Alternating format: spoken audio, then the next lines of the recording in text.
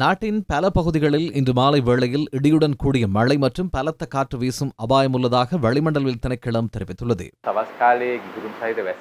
மாலை வேளையில் கன மழைக்கான சூழலே உள்ளது. ஆங்காங்கே மழை அல்லது இடியுடன் கூடிய மழை பெய்யலாம். மேல் சப்ரகமுவ வளமேல் மாகாணங்களிலும் காலி மாத்தறை மாவட்டங்களிலும் காலை வேளையில் மழையுடன் கூடிய காலநிலை நிலவும். அப்பகுதியில் காலை வேளையில் வானம் மப்பு மந்தாரமாக இருக்கும்.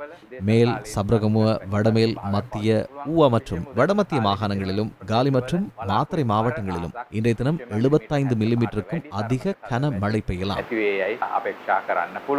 இதேவேளை கன மழையடுத்து விடுக்கப்பட்டிருந்த மண் சரிவு அனர்த்த எச்சரிக்கை நீடிக்கப்படுவதாக தேசிய கட்டிட ஆய்வு நிர்வாகம் தெரிவிக்கிறது. நேற்று பெய்த கன மழை காரணமாக தேசிய கட்டிட ஆய்வு நிர்வாகம் மண் சரிவு அனர்த்த எச்சரிக்கை விடுத்துள்ளது.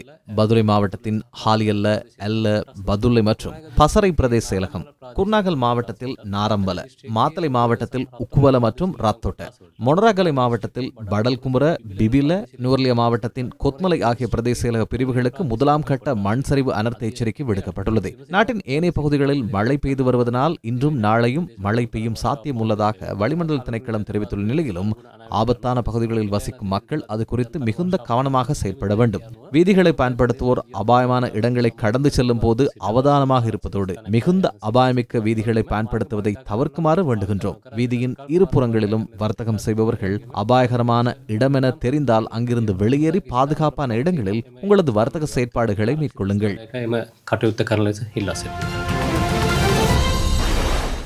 கன மழையுடன் அங்குராங்கெத்த உடவத்த பகுதியில் வீடொன்றின் மீது மின்னல் தாக்கியதில் அவ்வீட்டுக்கு சேதம் ஏற்பட்டுள்ளது. அப்பகுதியில் 12 வீடுகளுக்கு மின்சாரம் எடுத்துச் செல்லும் மின் இணைப்பு கட்டமைப்பும் சேதமடைந்துள்ளது.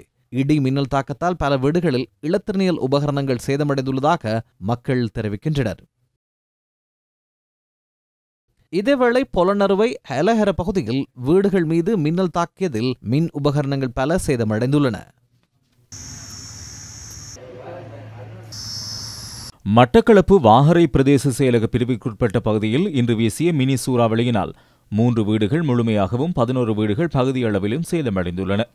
அப்பகுதியில் உள்ள பாடசாலை கூரைகளும் சேதமடைந்துள்ளதாக எமது செய்தியாளர் தெரிவித்தார்.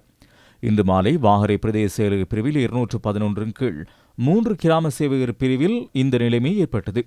பாதிக்கப்பட்ட வீடுகளின் விபரங்கள் திரட்டப்படுவதோடு ஆரம்ப கட்டமாக பாதிக்கப்பட்டவர்களுக்கு சமைத்த உணவுகள் வழங்கும் நடவடிக்கை இடம்பெறுவதாக பிரதேச செயலாளர் கே. அமளினி தெரிவித்தார்.